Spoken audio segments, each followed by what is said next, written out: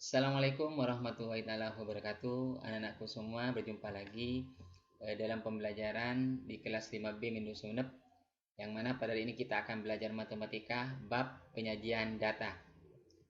Anak-anakku semua, nanti kita akan belajar bagaimana cara menyajikan data. Tapi sebelum menyajikan data, terlebih dahulu kita mengumpulkan data. Dalam mengumpulkan data, terdapat beberapa cara yang bisa kita lakukan. Yang pertama yaitu dengan menggunakan tes, yang kedua bertanya langsung, yang ketiga dengan isian singkat atau menggunakan angket, yang keempat yaitu dengan pencatatan langsung. Dengan tes, yaitu misalnya seorang guru ingin mengetahui atau ingin memiliki data hasil ulangan, yaitu dilakukan tes kepada siswa-siswinya. Misalnya ingin memperoleh data tentang usia, bisa dilakukan dengan bertanya langsung kepada orang yang mau dikumpulkan datanya. Misalnya ingin mengumpulkan data usia kelas 5, artinya bisa langsung bertanya kepada siswa kelas 5, berapa usiamu dan sebagainya. Mengumpulkan data juga bisa dengan menggunakan angket. Dikasih format daftar isian, misalnya ingin mengetahui berapa atau makanan favorit. Nah, dikasih angket kepada yang mau dikumpulkan, yaitu misalnya kelas 5 atau kelas berapa ya. Kemudian bisa dengan menggunakan pencatatan langsung. Gimana caranya? Misalnya ingin mengetahui berat badan, ya kita siapkan dulu timbangan atau timbangan berat badan. Kemudian pada saat siswanya ditimbang, kita dapat langsung melakukan pencatatan. Demikianlah anak semua cara mengumpulkan data. Setelah data dikumpulkan, selanjutnya kita menyajikan data. Cara menyajikan data ada beberapa. Yang pertama dengan menggunakan daftar, yang kedua dengan menggunakan tabel, diagram gambar, piktogram, diagram batang, diagram garis, dan juga ada yang terakhir yaitu diagram lingkaran. Lupa nggak ditaruh di sini ya. Kita mulai dengan menyajikan data dalam tabel. Perhatikan contohnya. Ada beberapa langkah yang perlu kita ketahui dalam menyajikan data dalam tabel. Yang pertama, tentukan data terendah dan tertinggi dulu.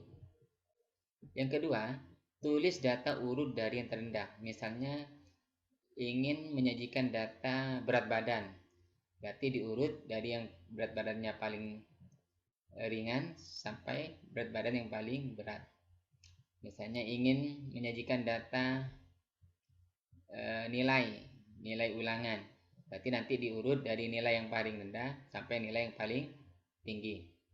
Yang ketiga, hitung banyak setiap data dengan menggunakan turus.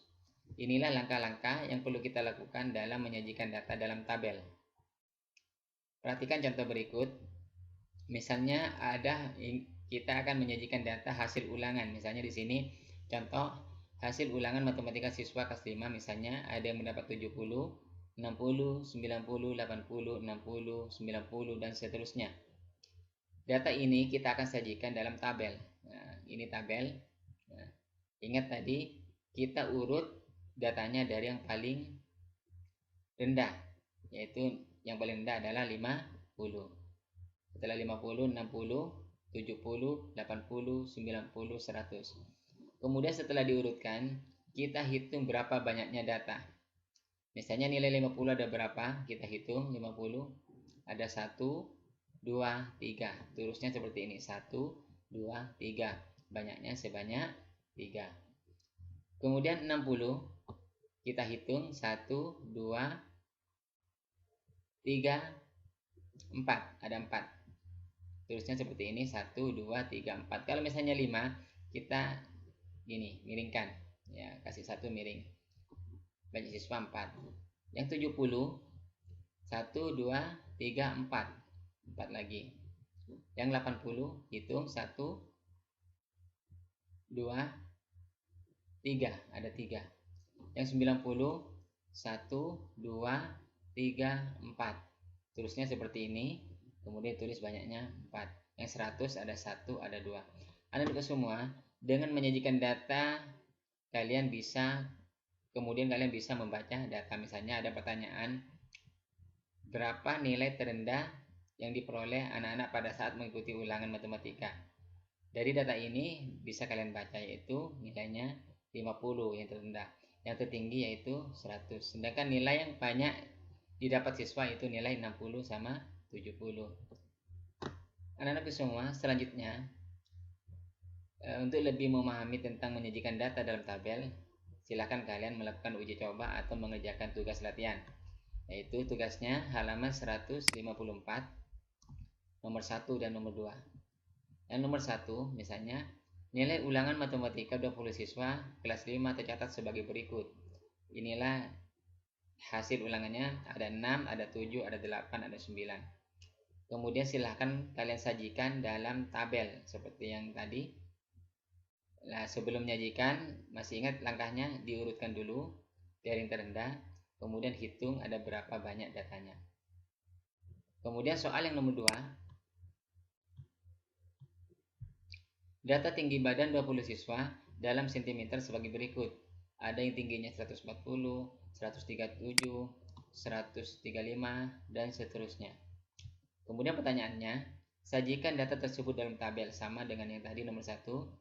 Kemudian dengan menyajikan data tersebut, kalian bisa menjawab pertanyaan selanjutnya.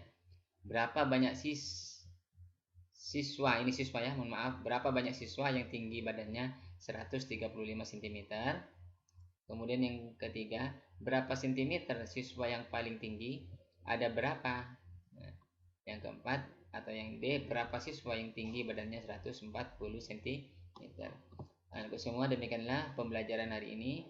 Selamat mencoba atau selamat berlatih mengerjakan tugas latihan. Bapak akhiri, assalamualaikum warahmatullahi wabarakatuh.